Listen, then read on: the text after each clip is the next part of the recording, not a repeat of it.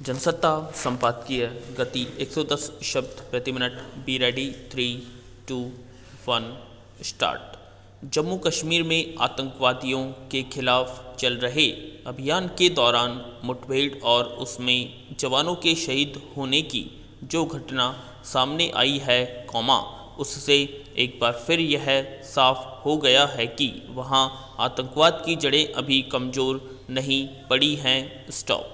हर कुछ समय के अंतराल पर आतंकी समूहों की ओर से आम लोगों की हत्या से लेकर सुरक्षा बलों पर हमले की घटनाएं यह बताने के लिए काफ़ी हैं कि अभी वहां चुनौतियां गहरी हैं। स्टॉप। गौरतलब है कि सोमवार को पुंछ जिले में आतंकरोधी अभियान के क्रम में सुरक्षा बलों और आतंकवादियों के बीच एक बड़ी मुठभेड़ हुई। स्टॉप। आतंकियों ने घात लगाकर जवानों पर हमला किया। स्टॉप। नतीजतन एक जूनियर कमीशन अधिकारी समेत सेना के 5 जवान शहीद हो गए। स्टॉप। हालांकि इसके बाद अतिरिक्त बलों को भेजा गया, ताकि जंगल में छिपे 5 आतंकवादियों के निकल भागने के सभी रास्ते बंद किए जा सकें। स्टॉप। यों हाल के आतंकी हमलों और उसमें आम नागरिकों को भी निशाना बनाने की कई घटनाओं के बाद सुरक्षा बलों ने आतंकवादियों के खिलाफ अभियान तेज कर दिया है और अलग अलग इलाकों में घेराबंदी कर उन्हें खोजने की कोशिश की जा रही है। स्टॉप। पैरा। विडंबना यह है कि जम्मू कश्मीर में आतंकवाद के खात्मे को लेकर जारी कोशिशें जब भी सार्थक मानी जाने लगती हैं, तब आतंकी गिरोहों की ओर से ऐसे हमलों को अंजाम दिया जाता है। स्टॉप। आतंकी संगठन शायद ऐसा इसलिए भी करते हैं, ताकि आम जनता और बाकी दुनिया के बीच यह धारणा बनी रहे कि जम्मू कश्मीर अभी भी आतंकवाद की गिरफ्त में है। स्टॉप। हालांकि अक्सर मुठभेड़ों और हमलों की घटनाएं यह बताती हैं कि इस समूचे इलाके में आतंकी संगठनों की घुसपैठ अभी भी कायम है, लेकिन साथ साथ यह भी सच है कि लगातार अभियानों के क्रम में अब आतंकियों की राह इतनी आसान नहीं रह गई है। स्टॉप। राज्य में सुरक्षा बलों ने वहां की पुलिस और खुफिया एजेंसियों सहित स्थानीय नागरिकों से भी बेहतर तालमेल स्थापित किया है। स्टॉप। यही वजह है कि अब आतंकवादी गिरोहों को वहां आम लोगों के बीच आसानी से पनाह नहीं मिल पाती है और उनकी राहें मुश्किल हुई हैं। स्टॉप। स्वाभाविक ही आतंकियों के भीतर इसे लेकर हताशा पैदा हुई है और इसीलिए वे सुरक्षा बलों से लेकर आम नागरिकों को भी निशाना बनाने से नहीं हिचक रहे हैं। स्टॉप। पैरा। सरकार और सुरक्षा बलों की ओर से अक्सर आतंकरोधी अभियानों की रफ्तार तेज कर दी जाती है, तब कुछ समय तक के लिए आतंकवादी गतिविधियां शांत दिखाई देने लगती हैं। स्टॉप। मगर फिर कुछ वक्त के बाद हमला कर आतंकी अपनी मौजूदगी दर्शाने की कोशिश करते हैं। स्टॉप। दरअसल, इस जटिल समस्या की जड़ें सीमा पार से संचालित गतिविधियों में छिपी हैं। स्टॉप। भारत के अलावा वैश्विक मंचों पर भी ऐसे सवाल लगातार उठाए जाते रहे हैं कि पाकिस्तान स्थित ठिकानों से आतंकवादी समूह अपनी गतिविधियां संचालित करते हैं। स्टॉप। इसके लिए आए दिन पाकिस्तान को बेहद असुविधाजनक स्थितियों से भी गुजरना पड़ता है। स्टॉप। इसके बावजूद वह इस मसले पर कोई सख्त और ठोस नतीजा देने वाले कदम उठाने से बचता रहा है। स्टॉप। खास तौर पर अफगानिस्तान में तालिबान के सत्ता में आने के बाद पाकिस्तान दोहरा खेल खेलना शुरू कर चुका है। स्टॉप। यह बेवजह नहीं है कि संगठित तौर पर शह मिलने की वजह से आतंकवादी समूह सीमा से सटे होने के नाते कश्मीर में हर कुछ रोज में आतंकी हमलों को अंजाम देते रहते हैं। स्टॉप। यानी यह एक तरह से साफ है कि जब तक घाटी में सक्रिय आतंकियों के तार उनके मूल स्रोत से नहीं काटे जाएंगे, तब तक उन पर पूरी तरह काबू पाना या उन्हें खत्म करना संभव नहीं हो पाएगा। स्टॉप। पैरा।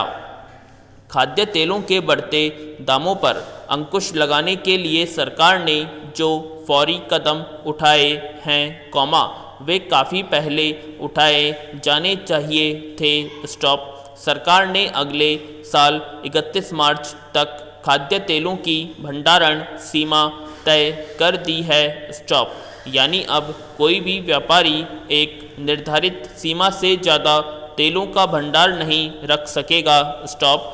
इसके साथ ही नेशनल कमोडिटी एक्सचेंज में सरसों और तिलहन के वायदा कारोबार पर रोक लगा दी गई है। स्टॉप। पेट्रोल, डीजल और रसोई गैस के बाद खाद्य तेलों के दामों ने भी रिकॉर्ड बनाने में कोई कसर नहीं छोड़ी। स्टॉप। जाहिर है, घरों की रसोई का बजट बुरी तरह से बिगड़ना ही था। स्टॉप। दरअसल, तेल एक जरूरी खाद्य पदार्थ है जिसके बिना रसोई में काम चल नहीं सकता। स्टॉप। फिर, बाजारों में खाद्य तेलों से बनने वाले उत्पादों के दाम बढ़ने का भी बड़ा कारण खाद्य तेलों का महंगा होना रहा है। स्टॉप। ऐसे में इन तेलों के बढ़ते दामों ने आम आदमी के लिए नई मुश्किलें खड़ी कर दी हैं। स्टॉप। कहने को खाद्य तेलों की महंगाई को लेकर सरकार चिंता तो पहले भी जता रही है, लेकिन कोई ऐसा कदम नहीं उठाया था जिससे लोगों को पहले ही राहत मिल पाती। स्टॉप। गौरतलब है कि महंगाई में खाद्य तेलों के लगातार बढ़ते दामों ने भी आग में घी का काम किया है। स्टॉप। थोक और खुदरा महंगाई दोनों में इसका योगदान रहा। स्टॉप। खाद्य तेलों को लेकर सरकार अब जिस तरह से चेती है, उसका बड़ा कारण त्योहारी मौसम है। स्टॉप। त्योहार के दिनों में खान पान संबंधी वस्तुओं का कारोबार भी कम नहीं होता। स्टॉप। घरों में भी खाद्य तेलों की खपत बढ़ जाती है। स्टॉप। ऐसे में अगर खाद्य तेल और महंगे हुए तो यह बजट को और बिगाड़ देगा। स्टॉप।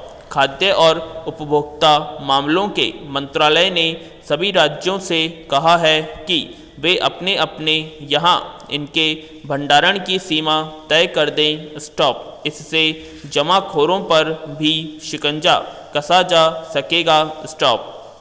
लेकिन तेल का आयात निर्यात करने वाले कारोबारियों को इससे सशर्त रियायतें दी गई हैं। स्टॉप। तेलों के वायदा कारोबार पर रोक लगाने का मकसद भी यही है कि आने वाले दिनों में महंगे दामों पर सौदे न हो जो घरेलू बाजार को प्रभावित करें। स्टॉप। पैरा।